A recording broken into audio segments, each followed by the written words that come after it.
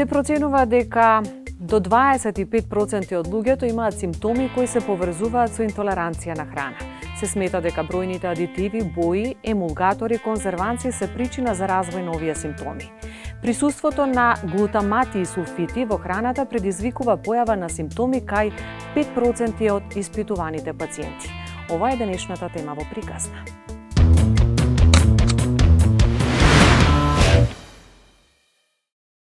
Пред да ги кажам моите први симптоми, сакам да кажам дека целијакијата има 300 симптоми. Значи, затоа се нарекува болест со 300 лица. Весна Поер е познат медиумски работник, чиј лик и глас веднаш се препознатливи за ТВ гледачите. Но ретко, кој знае ни што поминувала во својот приватен живот. Таа со години се бори со целијакија, предизвик кој ја обликувал нејзината дневна рутина, изборот на храна и начин на живот. Таа сега споделува како тоа влијае врз нејзината работа и секојдневие. На почеток имав постојана ненаспаност, како да кажам. Станувам од спиење, а јас имам уште потреба од сон. Чувствувам замор, значи кога ништо не правам, значи стануваш од спиење и едноставно усеќаш умор, значи од нигде никаде, да. Потоа со тек на време почнаа да се јавуваат другите симптоми, кои што на некој начин се карактеристични за повеќето. Значи, ми се јави диареја, од време на време, за подоцна да стане хронична. Значи, почнав да губам на тежина, почнаа да ми се јавуваат болки во коските, во зглобовите, значи, почнаа да ми се ронат забите извесен период. По првичните симптоми следувал период на затишје, но подоцна тие се вратили во уште поагресивна форма. Голготата траела цели 4 години, додека конечно не открила што ја предизвикува оваа состојба. Како поминав, не знам низ колку врати лекарски, болнички, на крај отидов на клиниката за гастроентерохепатологија и професорот доктор Васко Василевски, значи морам да го спомнам затоа што, да кажам, тој беше многу клучен во откривањето за мојата дијагноза, конечно, нели?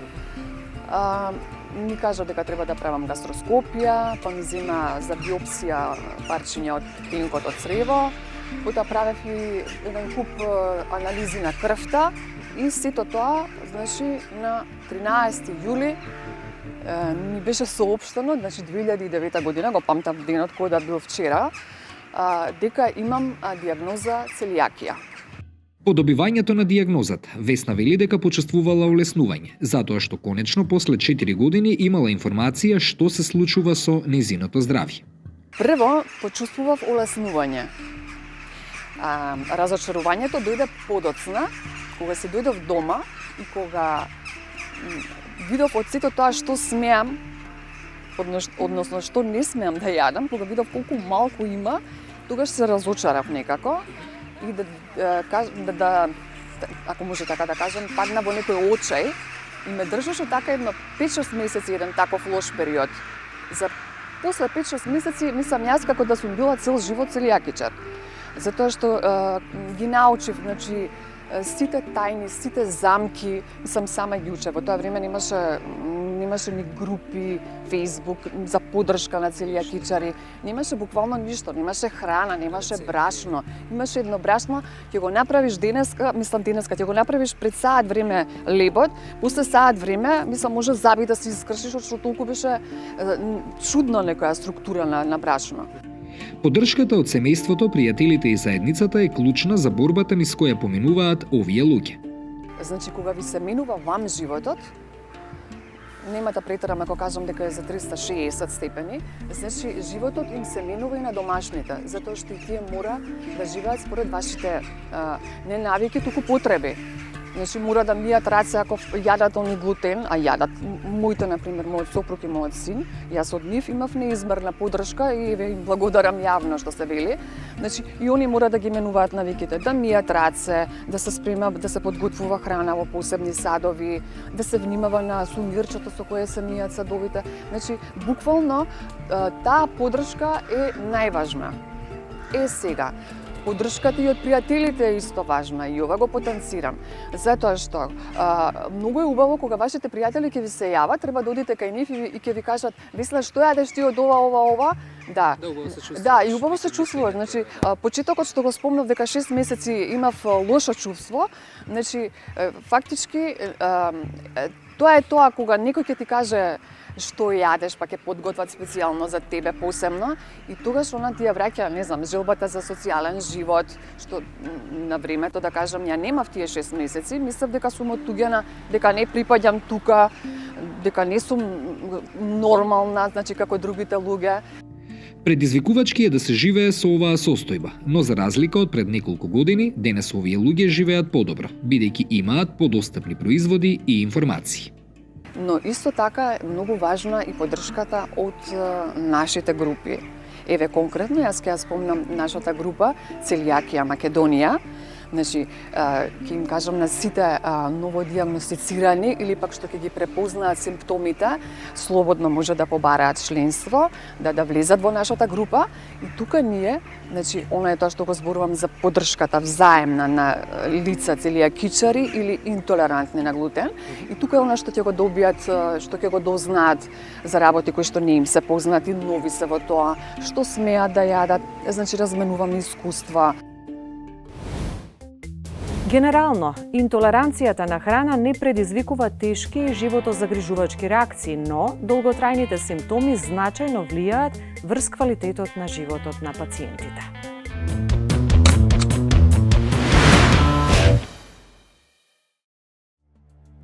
Интолеранцијата на храна представува неалергиска реакција на организмот при консумирање одредена храна или состојка на храна, особено при зголемено количество. Најчесто се манифестира со благ интензитет, без бурни реакции, без животозагрозувачка состојба, но влијае на квалитетот на животот со симптоми кои го засегаат работниот ден или квалитетниот одмор. Нетолеранцијата на храна е поврзана со појавата на нетолеранција на храна е поврзана со конзумирањето на ултрапреработена храна. Пред се поради влијанието кое што го има врз гастроинтестиналниот систем, појавите на хронични воспалувања кои што консумирањето на ваква храна може да го предизвика и ензимски реакции кои што може да доведат до еден вид на дискомфорт, викаме, кој што може да се поврзе со нетолеранцијата на определена храна. Процесираната храна има влијание врз појавување на интолеранција.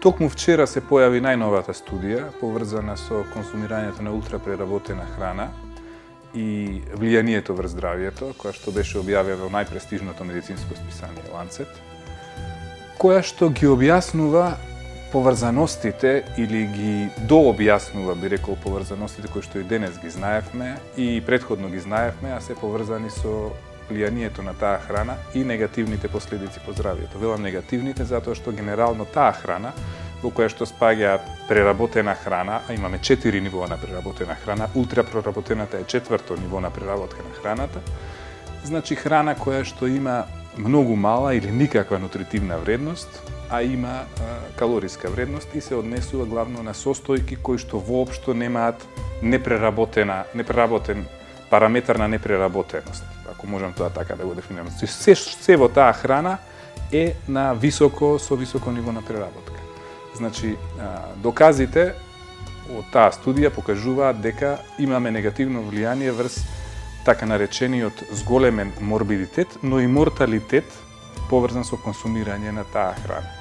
Секако, не е таа единствена причина за пореметување на здравјето, меѓутоа значајно придонесува во однос на пореметување во здравјето и тоа претежно со кардиоваскуларните и цереброваскуларните болести, некои гастроинтестинални пореметувања, особено појавата на Кронова болест и појавата на хронични бубрежни заболувања.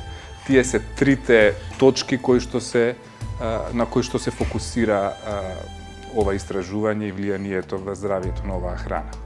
Се смета дека неколку состојби може да представуваат причина за појава на интолеранција на храна, и тоа метаболички и ензимски нарушувања, интолеранција на лактоза и алкохол, реакција на фармаколошки активни компоненти на храната, кофеин, салицилати, реакција на токсини присутни во храната, хистамин и други недоволно објаснети механизми за појава на интолеранција.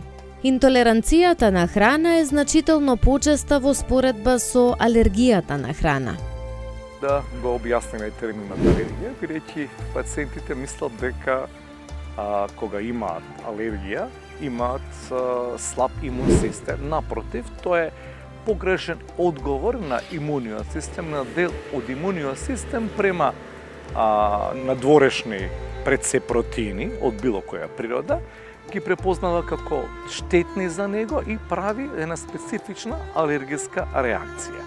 Во ситуација кога зборуваме за респираторни алергени, тоа се најчесто полените од разни дрвја или влакна домашни миреничења или микрокарлежите или мувли спори, кога нели се создаваат специфични ИГ према протеините на наведените нели материи, кај што индивидуа која што нема генетска предиспозиција да реагира така, нема да го направи тоа.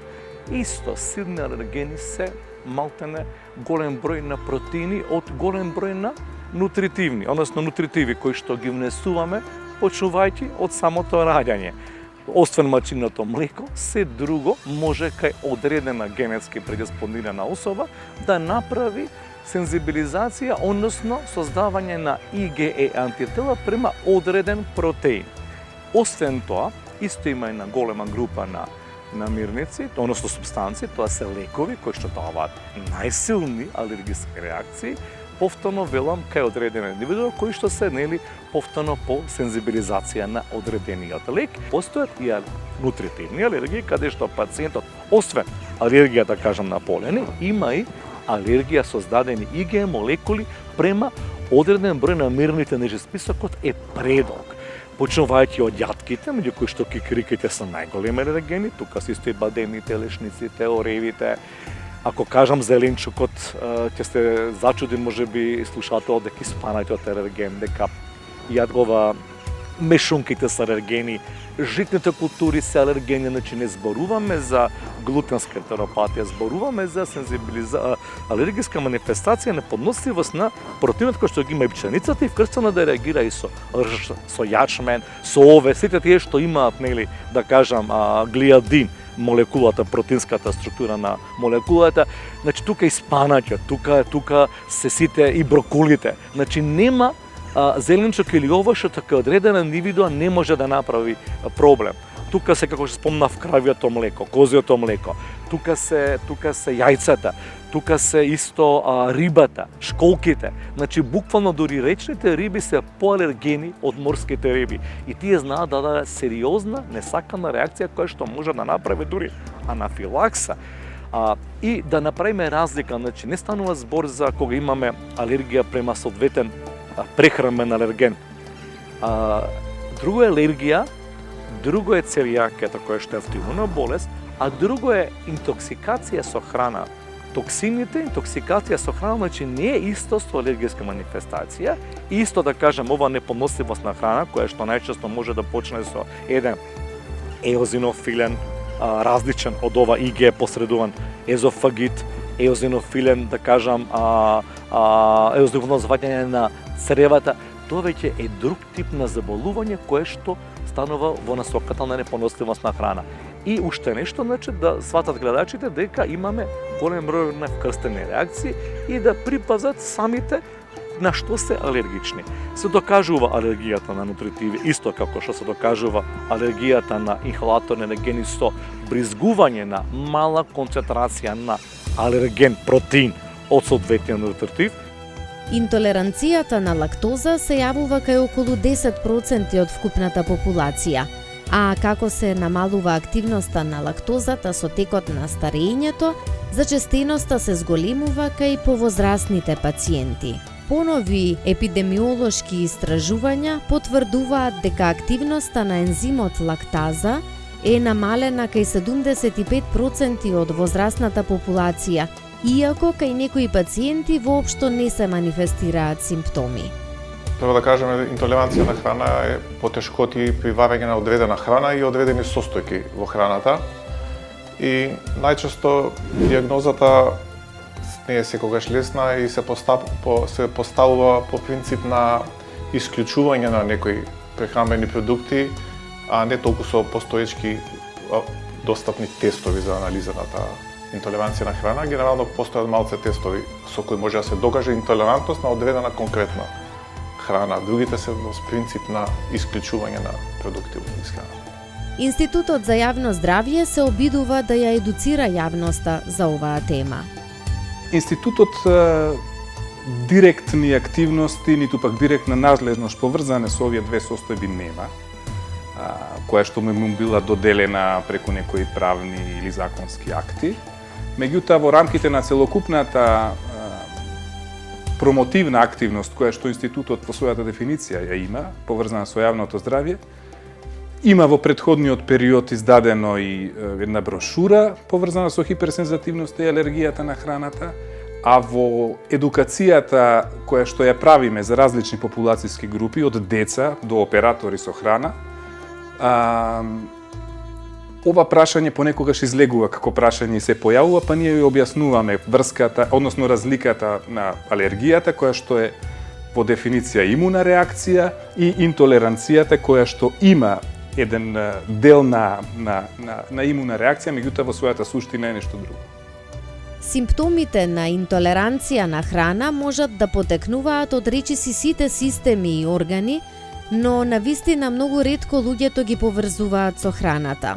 Ретко кога течењето на носот, главоболката, мигрената, несоницата, уморот, лошото расположение, екземата, псоријазата, некој ги поврзува со храната. Уште повеќе што тука не станува збор за бурна и моментална реакција, туку симптомот ќе се појави бавно и хронично.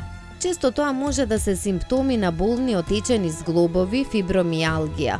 Може да се манифестира и преку разни дигестивни проблеми како што се надуеноста, обстипацијата, течните столици, надразнети црева, но ова се единствените појави кога човекот помислува дека нешто можеби не е во ред со исхраната.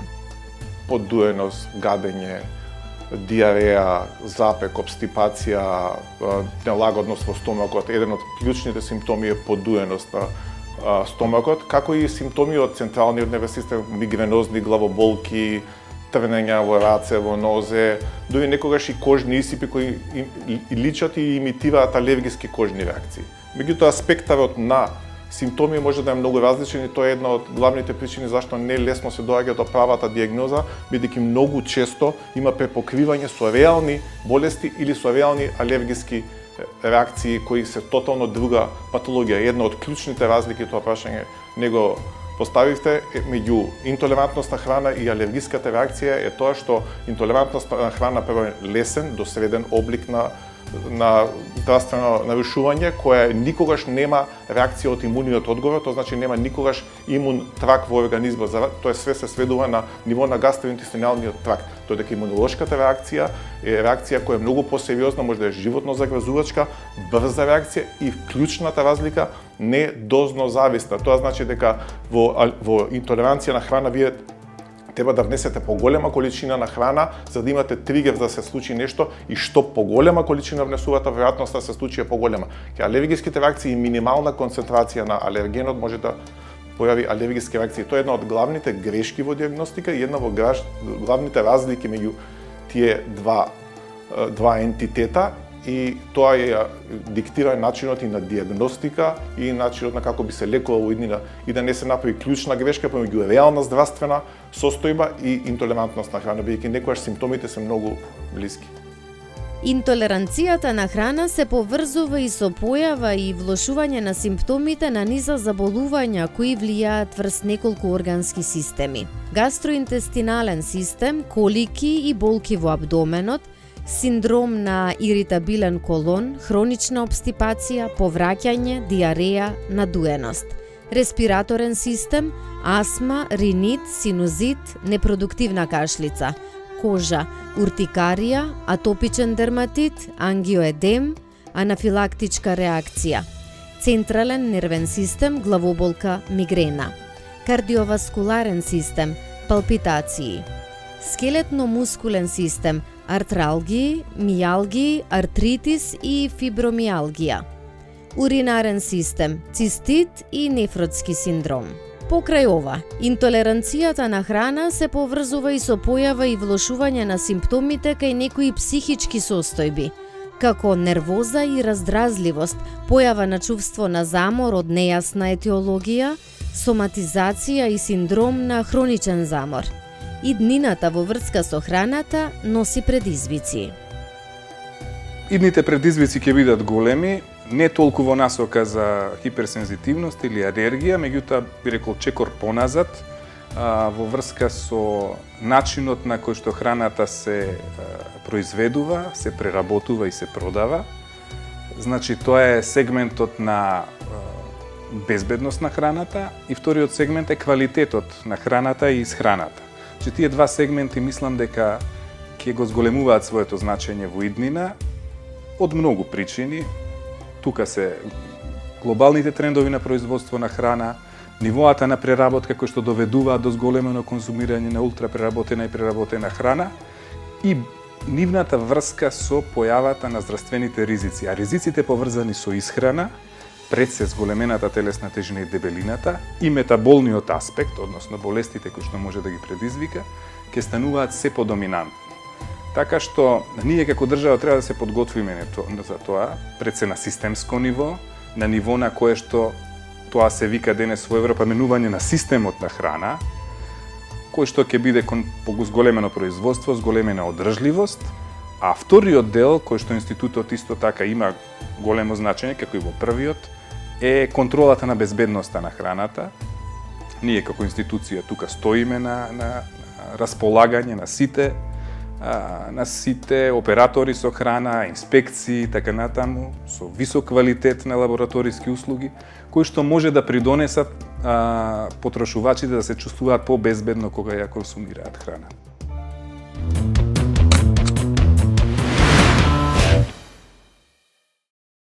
Што представува интолеранцијата на храна?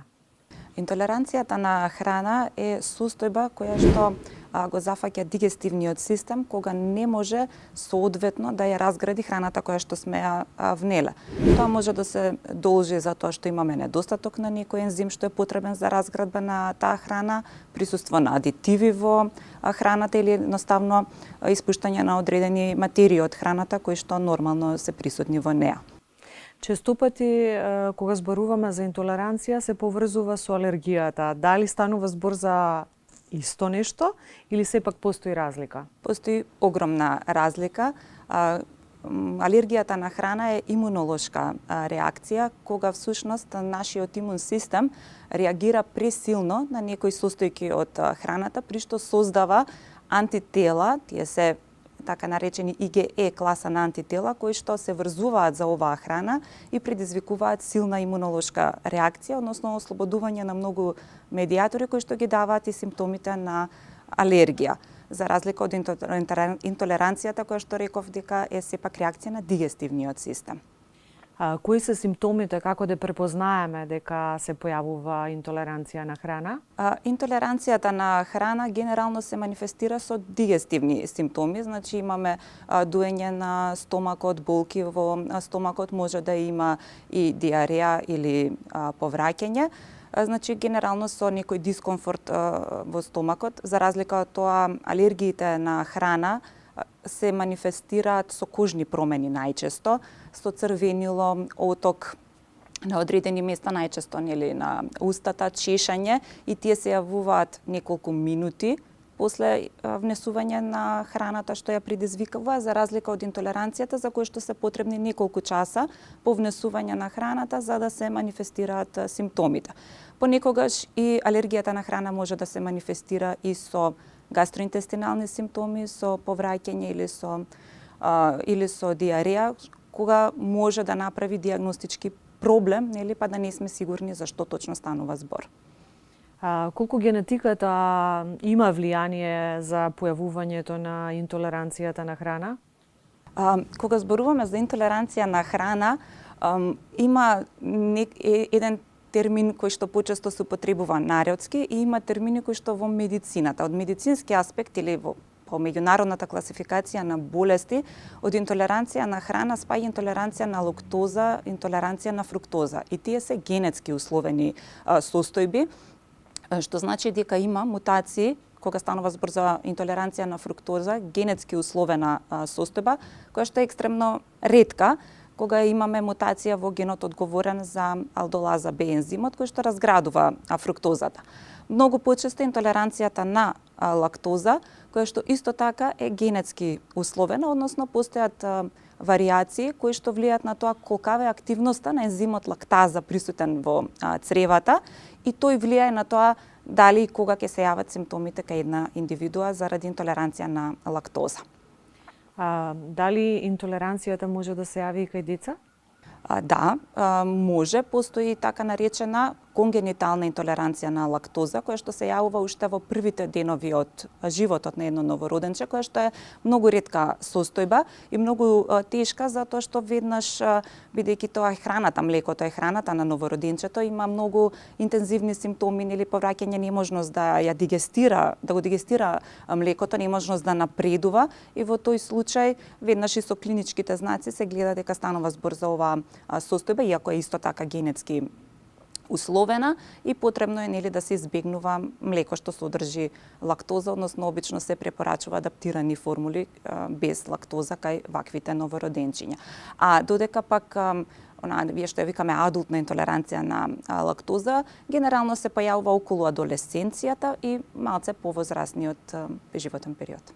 Може ли да биде животот загрижувачка интолеранцијата на храна? Не, генерално не е таква состојба, дава дискомфорт, може би да го нарушува квалитетот нели на животот, затоа што се јавуваат симптомите после ингестија на храна, меѓутоа не е животозагрозувачка, како што може да биде алергијата, каде што и мали количини од некоја храна нели може да предизвикаат тешка анафилакса, нели ако особата е навистина многу алергична на тој тип на храна. Сите ние живееме во едно динамично темпо, па во таа насока колку стресот и заморот може да влијаат на или може да предизвикаат нетолерантност на храната? Тие не се директно предизвикувачи, меѓутоа самото црево е еден многу сензитивен орган, па затоа и ваквите психички состојби, нели замор, стрес, влијаат со симптоми дигестивни или дискомфорт, меѓутоа тоа не е директно асоцирано дека станува збор за интолеранција на храна. Споменавте дека е состојба на почетокот, па би сакала малку да информираме на кој начин се диагностицира, на кој начин се открива дека станува збор за интолеранција на храна? Да, реков состојба затоа што многу често нели не наоѓаме медицинска причина за тој дискомфорт кој што го чувствуваат пациентите. Секогаш кога ќе се посомневаат, нели ги имаат симптомите што ги спомнавме, треба да се обратат кај својот лекар за да се направи подетална анализа за што станува збор со цел да нема прикриено некоја друга состојба. Значи, во принцип треба да исклучиме дека нема некој синдром на иритабилно црево, нека инфламаторна болест на црева, така натаму, кои што можат секундарно да доведат до некоја интолеранција, односно некој вид на храна да ги интензивира симптомите. Кога станува збор за интолеранција на лактоза, како што кажа, станува збор за генетски тестови кои што се прават и со кои што диагностицираме. И друго што правиме од имунолошки тестови, интолеранција на глутен. Глутенот генерално е осомничен за појава на една автоимуна болест што се вика целијакија. Тоа е состојба нели автоимуна кога се создаваат автоантитела кон ткивна трансглутаминаза, тоа е ензим во цревата, меѓутоа тригер за да се случи сето тоа е глутенот. А тој го има во пченицата, јачменот и ржот, па затоа луѓе кога ќе конзумираат нели леб, тестенини каде што ги има овие житарици, симптомите им се влошуваат. Меѓутоа, ова е поретка состојба, околу 5% од популацијата боледува од целијакија, која што покрај со крвните анализи за детекција на овие антитела се докажува и со биопсија на цревото, каде што се наоѓа нели на карактеристично губење на цревните ресички, заради кои што настанува таа мала апсорбција на храна. Во однос на тестовите на храна, на интолеранција, кои што се еден вид на популарни тестови што детектираат ИГГ антитела, Тие тестови немаат медицинска валидација, правени се бројни студии со цел да се потврди дали може да се поврзат резултатите од тие тестови со симптомите кои што ги чувствуваат пациентите, и тоа обично не корелира многу добро. Односно, овие IgG антитела се докажани дека се создаваат, може да се создадат према било која храна што ја внесувате во моментот, меѓутоа не прават инфламација, не прават реакција во организмот и затоа не можеме причински последично да ги поврземе, па според тоа и нивната детекција не секогаш помага во валидна медицинска дијагноза на одредена состојба. И за крај, на кој начин се третира кога ќе се утврди интолеранција на храна и дали, со оглед на тоа дека е состојба, може да значи дека после одреден временски период може да ја немаме таа состојба? Интолеранцијата на храна обично се асоцира или се случува кога ќе се конзумира поголема количина од некоја храна. Па според тоа, мали количини можеби и може да се толерираат. Односно, најдобро е тука проба и да се види, односно, пошто станува збор за индивидуални разлики, не е тоа што е исто, не секоја особа реагира исто, па токму ради тоа обично и пациентите водат дневник, например, која храна ја јаделе, кога им се јавиле кои симптоми, затоа што така најлесно може да се утврди што влијаело на појавата на тие конкретни симптоми. Ако станува збор за интолеранција на глутен или целијакија, се препорачува храна која што не содржи глутен, значи потребно да се избегнува пченица и јачмен рж од исхраната, меѓутоа мора да се внимава по останатиот дел од храната да биде балансиран со цел да не се направи друг проблем, односно да има недостаток на други нутритиенти кои што се потребни за нормално функционирање. А интолеранцијата на лактоза, која што е доста честа, можеби 40-50% од населението страда од незе во еден или во друг облик. Обично е доволно да се избегнува храна што содржи лактоза, меѓутоа бидејќи станува збор за намалена активност на ензим. Ние секогаш имаме остаточен, значи одредено процент на ензим е присутен кој што може да дигестира, па секој треба да си утврди колкава е количината што може да ја толерира во текот на денот. Например, може би едно парче сирење е доволно, меѓутоа ако се пие и млеко, и сирење, и сладолед се јаде, веќе да настанат проблеми.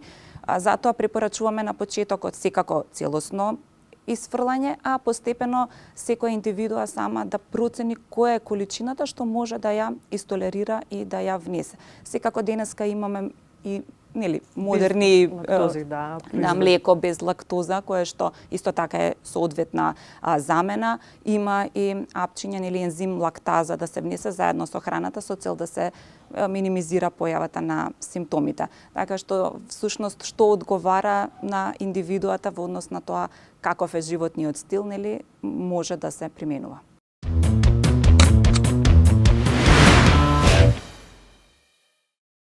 Мора да се направи детална иницијална проценка кај пациент кој што се сомнева дека има интолеранција на храна. Што повеќе податоци, толку полесно може да се истретира тој пациент од страна на нутриционист, тоест од моја страна. Многу е битно да видиме каков е начинот на живот кој што го води, затоа што при лоша дигестија, односно гастроинтестинален дискомфорт може да влие и начинот на живот.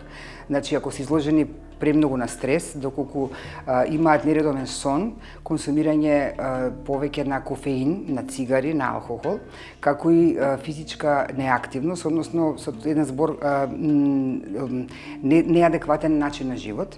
Исто така потребно е најпрво е потребно да се види на кои намирници пациентот смета дека е интолерантен, кои се симптомите, затоа што доколку симптомите се посилни, односно укажуваат на тоа дека можеби се работи за некоја физиолошка состојба каде што мора да се посети гастроентеролог, тогаш го препраќаме таму за да не се направи грешка при третманот на истиот и со таа комплетна слика се решава состојбата на пациентот, најчесто со елиминација на продуктите кои што тој ги смета дека е интолерантен, а тоа се прави со евиденција, водење на дневник, некој ако може така да се нарече, од 5 до 14 дена, каде што убаво се забележува, ќе забележи која храна, во која количина и во кој временски период ја јаде. Најчесто, од моје искуство, е интолеранцијата на лактоза. Се повеќе луѓе имаат се лактозно интолерантни, потоа на глутен, на одредени шеќери, обично на фруктоза и олигосахариди, реагираат на одредени зачини, односно бидејќи живееме во време кога храната е високо процесирана, и многу ми е жал заради тоа, меѓутоа да пронаоѓањето на попрости производи, јас и така и ги советувам моите клиенти без разлика дали се работи за интолеранција на храна, да внесуваат производи кои што се со помалку вметнати, односно вештачки супстанции во себе, заради тоа што тоа е повеќе почисто јадење отколку храна која што е пакувана. Адитиви, сулфати, истосулфити, нитрати и нитрити кои што се застапени во високо процесирани меса, како и во конзервирана храна и хистамини, ферментирана храна, меѓутоа тие се некако на последно место.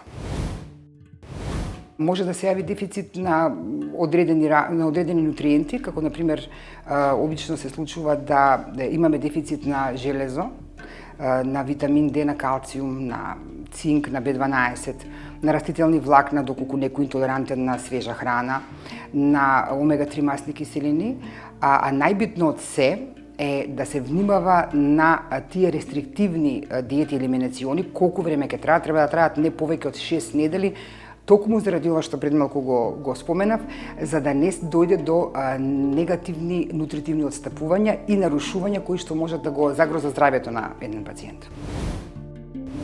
На прво место за мене секогаш биле ќе бидат пробиотиците.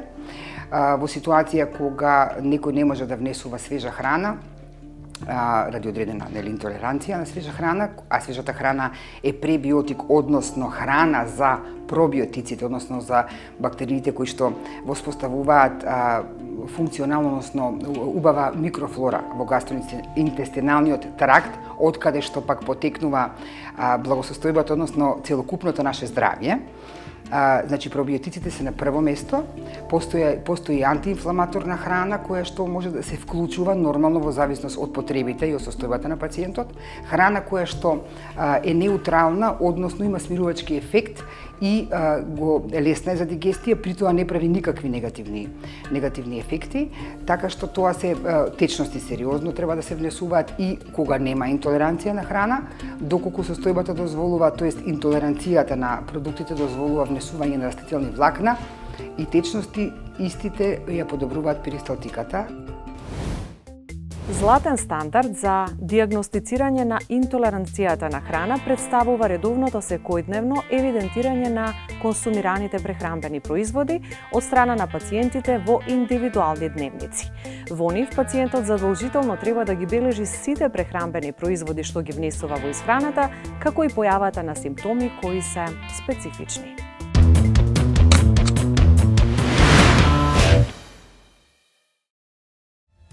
Според медицинските студии, интолеранцијата на храна е растечки проблем и од него страдаат околу 20% од светската популација. Реакциите како последица на преосетливост на храна и нејзините состојки можат да се манифестираат како интолеранција на храна или како алергија на храна. Дијагностицирањето на интолеранцијата на храна се заснова на детални анамнестички испитувања, физички преглед, клиничка манифестација на симптомите, исклучување на постоечка алергија и слични заболувања со сродна симптоматологија, имајќи ја предвид променливоста на клиничката манифестација на заболувањето.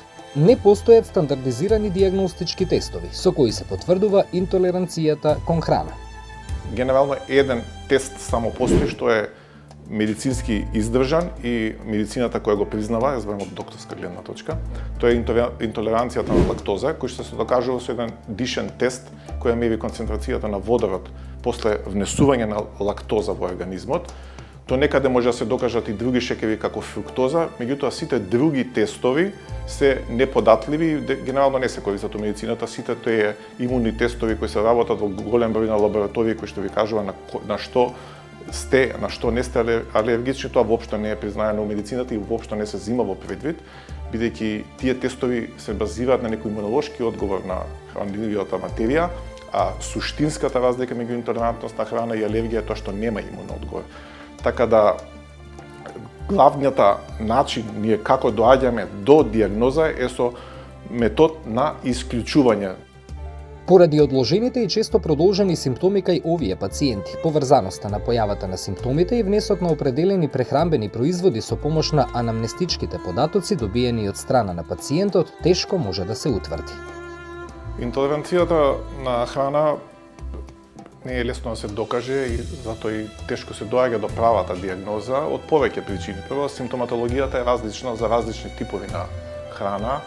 Симптомите се од гастроинтестинален тракт, од централниот нервен систем, туи кожни манифестации од одредени продукти, меѓутоа поврзувањето на таа симптоматологија со конкретна храна не е секогаш лесно, бидејќи за тоа треба се води прецизен дневник што се воведува ново во храна, какви тип на храна зема пациентот за да се дојде до некој конкретен заклучок. Многу често се пациентите водени сами од себе, односно сами поставуваат диагноза, водени од модерните интернет портали или новите AI платформи, ChatGPT и други, каде што сами се едуцираат неадекватно и тоа е една од клучните грешки. Второ, брзината на реакција на алергените, на интолерантните продукти од храна не е така брза да може да се дојде конкретен заклучок во кратко време, бидејќи некогаш симптомите од интолерантност на храна се јавуваат во првите часови, но некогаш и до 2 до 3 дена после внесот на одреден прехранбен продукт. За разлика од некои други здравствени состојби каде што имаме као алергиски реакции или некои хиперсензитивности на дадена продукт кои имаат побрза реакција. Едно е битно да се каже бидејќи дека интолерантноста на храна не е здравствена состојба која е тешка и некоја животозагрозувачка, па затоа не е ни толку да кажам, не е битно, меѓутоа не е толку клучно да се дојде до правата диагноза конкретно кој продукт ни смета во исхраната, односно кој прави интолерантност. За диагностицирањето на интолерантноста на храна се применуваат и елиминациски диети и орални експозициски тестови за храна. Најверодостоен сигнал за потврда на поставената диагноза за интолеранција кон храна представуваат двојно заслепените плацебо контролирани експозициски тестови. По принцип на исклучување на еден, друг или трет продукт доаѓаме до веројатната причина кој дел од прехранбениот продукти се причина за таа алергиска интолеранција. Иначе најчесто причина за алергиска интолеранција е дефицит на ензим во организмот, како што е лактозна интолеранција. Втори причини се кога организмот се сензибилизира за некоја компонента во храната или на некој адитив кој често се користи во исхрана, бои, ароми, некои вештачки вкусови што се додаваат на храна. И ретко е пореметување во ресорпцијата на храната. Терапијата на интолеранција на храна вклучува елиминација на проблематичните производи во временски период од неколку недели до неколку месеци. За разлика од алергијата, кај овие пациенти минимално количество на проблематичните прехранбени производи најчесто не предизвикува појава на симптоми, а кај поголем број од пациентите по периодот на потполна елиминација на проблематичните производи не се јавуваат рецидиви. Со зголемување на количеството на овие производи се зголемува ризикот од појава на рецидивни симптоми. Пред да се воведат ограничувања во исхраната, неопходна е сигурна потврда на диагнозата на интолеранција, не само поради можноста за појава и развој на нутритивен дефицит, туку и поради тоа што елиминациската диета кај пациентите со интолеранција на храна тешко се спроведува поради честата интолеранција на голем број производи, односно групи на производи. Препораките се секогаш да имаме балансирана и генерално здрава храна, што важи и за пациенти што немаат, што се здрави и тие што немаат интолерантност на храна, да се внимава со секоја потенцијално опасен агент кој прави интолеранција да се дава или да се избегнува или доколку се дава да се дава во многу помала количина, односно не во голема количина, се тестира организмот дали реагира на таа компонента.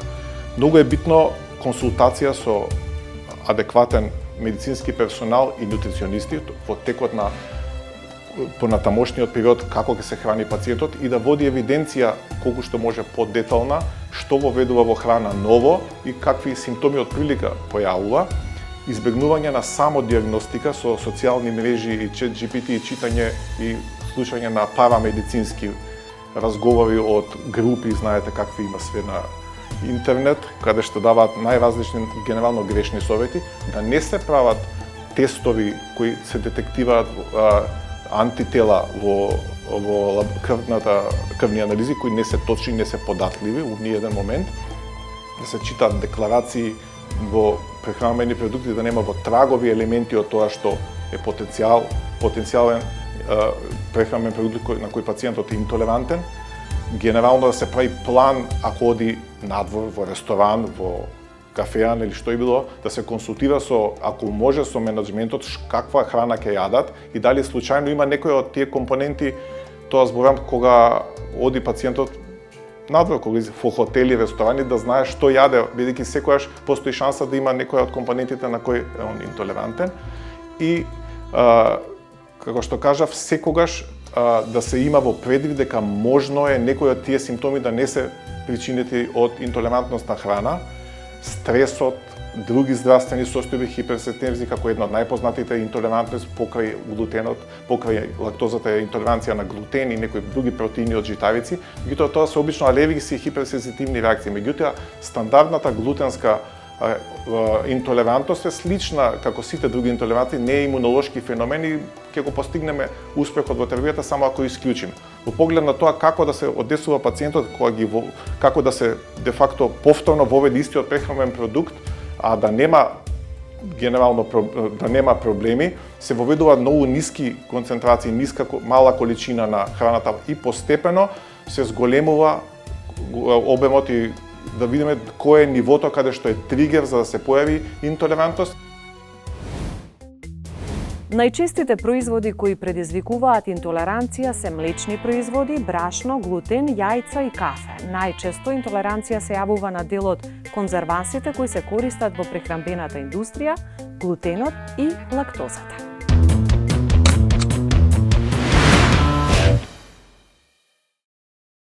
Глутенската ентеропатија е болест на горниот дел на тенките црева која е предизвикана од интолеранција кон глутенот, а која се карактеризира со хистолошка абнормалност на слузокожата на тенкото црево.